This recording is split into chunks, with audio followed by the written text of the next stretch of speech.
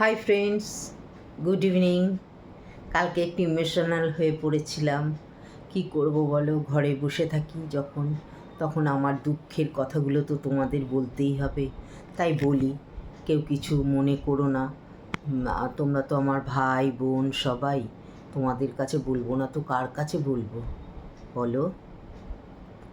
আজকে আবার একটা ঘটনা ঘটলো, জানো? কি ঘটনা জানো? মেয়ের বাড়ি তো ব্যারাকপুর, আর ওর মানে আমার জামাইয়ের বাবার বাড়ি হচ্ছে হাবড়া। অশোকনগর হাবড়া আছে না, অশোকনগর হাবড়ায়। তো ওখানে ওর জ্যাঠা কাকারা সব থাকে। আজকে আবার খবর আসলো ওর জ্যাঠতো দাদা মারা গেছে, জানো? কি খারাপ লাগছে, বাচ্চা ছেলে, কি খারাপ লাগছে।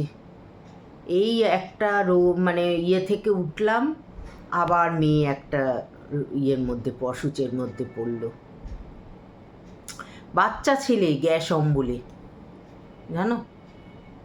বিয়ে থা হয়নি, এটাই বাঁচোয়া, মায়ের কুল খালি করে চলে গেল। কি খারাপ যে লাগছে আমার ছোট মেয়ের মানে ভাসুর, জ্যাঠতো ভাসুর মারা গেল। এখন শাশুড়ি, মেয়ের শাশুড়ি, জামাই তো অফিস থেকে সোজা চলে গেছে, আর মেয়ের শাশুড়ি তো আমার বাড়ির থেকে তারপরে গেছে। কি অবস্থা বলো তো আমাদের যাচ্ছে, একটার পর একটা, একটার পর একটা, একটার পর একটা ঝামেলা চলেই যাচ্ছে। ওই জন্য বলি, তোমরা সবাই খাওয়া দাওয়াটা খুব সাবধানে করো, খুব সাবধানে খাওয়া দাওয়া করো। খাওয়া দাওয়ার থেকেই কিন্তু এটা হচ্ছে, বুঝেছ? খুব মানে খাওয়া দাওয়াটা কম করে করবে, আর চিন্তা ভাবনাটা কম করে নেবে, ঠিক আছে? সবসময় হাসি খুশি থাকবে, পরিবারের সাথে মিলে ঝুলে থাকবে। আমি কাকে বলছি? আমি নিজেই থাকতে পারি না, আমি আবার তোমাদের বলছি। সত্যি আজকে খুব খারাপ লাগছে গো। ওই বাড়ির কি অবস্থা বলো, কি অবস্থা! মায়ের কোল খালি করে দিয়ে চলে গেল। কিচ্ছু না, কিচ্ছু না। পেটটা ব্যথা করছে, পেট ফোলা হয়ে আছে। কালকে পেটটা ফুলে আছে, খায়নি কিছু। ডাক্তার দেখিয়েছে, বললো গ্যাস হয়েছে। তারপরে বললো, একটা ওষুধ দিল, বলে এটায় তোমার পেট ঠিক হয়ে যাবে। ব্যাস, ওই ওষুধ খাওয়াতে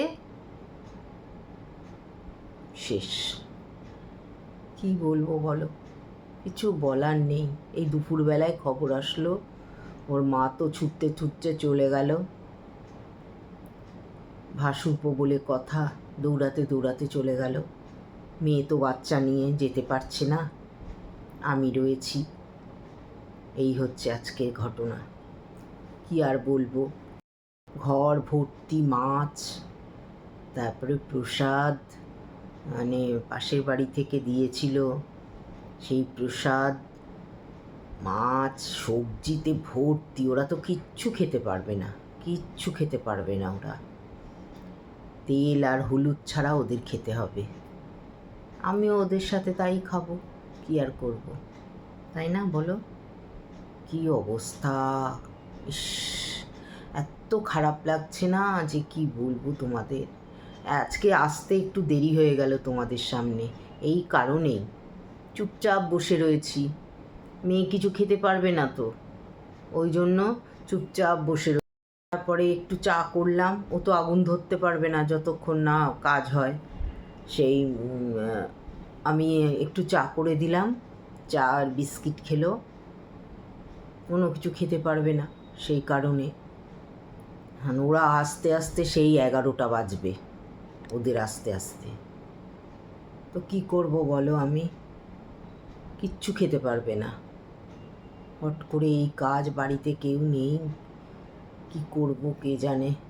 ওদের আস্তে আস্তে অনেক রাত হবে, সেই হাবড়া থেকে আসবে তো। যাই হোক, তোমাদের সব জানাই তাই জানালাম। আসতে আমার দেরি হয়ে গেল, কিছু মনে করো না তাতে। দেখো, বিপদ তো ওই কারণেই দেরি হয়ে গেল। তোমরা সবাই ভালো থেকো, সুস্থ থেকো, অবসর সময় আমার এই ভিডিওটা দেখো। আমি জানি তোমরা সবাই আমার ভিডিওতে লাইক কমেন্টস করছো, আমি জানি, আমার খুব ভালো লাগে, তার উত্তর আমি দিই। তোমরা সবাই ভালো থেকো, এইভাবে আমার পাশে থেকো। প্রত্যেক দিন আমি তোমাদের কথার উত্তর দেব, ঠিক আছে? তোমরা সবাই ভালো থেকো, সুস্থ থেকো। তবে এখনকার মতো রাখি। রাস্তাঘাট সাবধানে চলাফেরা করবে, আর খাওয়া দাওয়াটা ঠিক মতো করবে। পরিবারের সবাই যেন ভালো থাকে। বাবা মাকেও ভালো রেখো, সুস্থ রেখো। নিজের পরিবারদের ভালো মতো সুস্থ মতো রেখে নিজেরা সাবধানে যাতায়াত করো, ঠিক আছে? তবে এখন রাখছি, টাটা।